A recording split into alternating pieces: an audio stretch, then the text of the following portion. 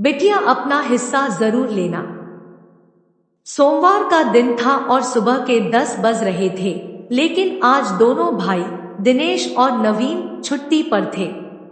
दोनों भाई आपस में बातें कर ही रहे थे कि उनकी बातें सुनकर हिना, नवीन की पत्नी, रसोई में अपनी जेठानी नेहा के पास गई और उससे बोली, अरे सुना आपने भाभी, आज सुरेखा आ रही है फिर से? अभी पिछले महीने ही तो आई थी, राम ही जाने। मैंने तो भैया को इनसे कहते सुना कि सुरेखा आ रही है, तो घर पर ही रहना। कोई जरूरी काम है उसे, ऐसा क्या काम आ पड़ा जो इतनी जल्दी दोबारा आ रही है? और क्या काम होगा? बाबूजी की प्रॉपर्टी में से अपना हिस्सा चाहिए होगा, इसीलिए आ रही होगी।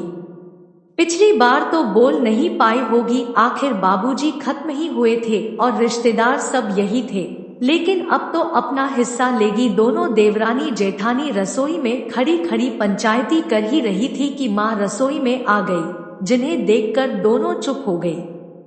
कुछ चाहिए था मां जी? हाँ, मुझे पानी की बोतल दे दो। माँ ने पानी की बोतल ली और अपने कमरे में चली गई।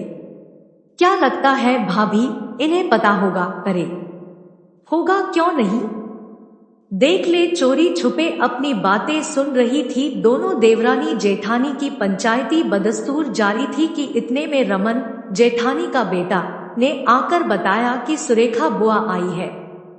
लो आ गई, तैयार हो जाओ, अब सेवा चाकरी के लिए। एक तो सेवा भी करो, ऊपर से इन्हें हिस्सा भी चाहिए। ध्यान रखना, एक पल के लिए भी अकेला मत छोड़ना।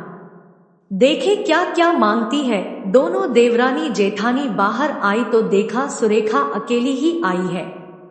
पवन जी, नंदोई साथ नहीं है।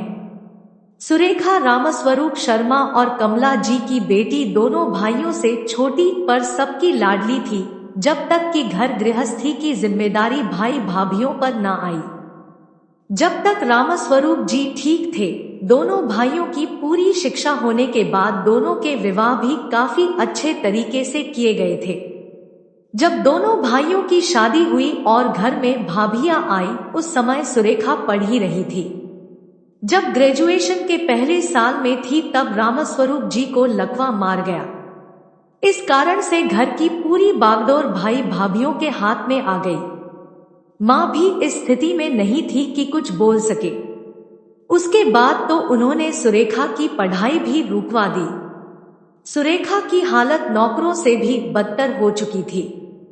दोनों भाभी हैं उसे दिन भर काम में लगाए रखती, ना खाना खाने को ढंग से देती, ना ही ढंग के कपड़े। माता पिता का दिल रोता, लेकिन मजबूर थे। अब जवान बहन के लिए तो लोग कहेंगे ही, इसलिए शादी करना भी मजबूरी थी।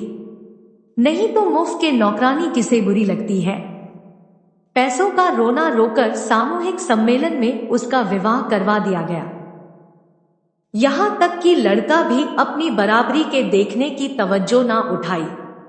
सुरेखा से 10 साल बड़े लड़के से उसकी शादी कर दी। ऐसा नहीं था कि आर्थिक स्थिति बिल्कुल गिर चुकी थी। बड़ा भाई जहां पिताजी के जमे जमाए व्यापार को संभाल रहा था, वही छोटा भाई खुद एक एडवोकेट था। पर लालच, लेकिन सुरेखा की किस्मत अच्छी थी कि पवन गरीब, उम्र में बड़ा और कम पढ़ा लिखा ही सही, पर स्वभाव का काफी अच्छा था। वह सुरेखा को पूरा सम्मान दिया करता था। अपनी बेटी को कम में ही सही, लेकिन संतुष्ट देखकर माता पिता को बड़ी खुशी होती। हालांकि जब भी वह मायके आती तो अपनी बेटी के साथ अपने बेटे बहू का व्यवहार देखकर उन्हें दुख भी होता। इतना तो वह जानते थे कि मरने के बाद बेटी का मायका खत्म है। रामस्वरूप जी चाहते थे कि मरने से पहले बेटी को उसका हिस्सा मिल जाए, क्योंकि वे अपने बेटे बहुओं की नियत अच्छी तरह से जानते थे, पर ऐसा हो ना सका।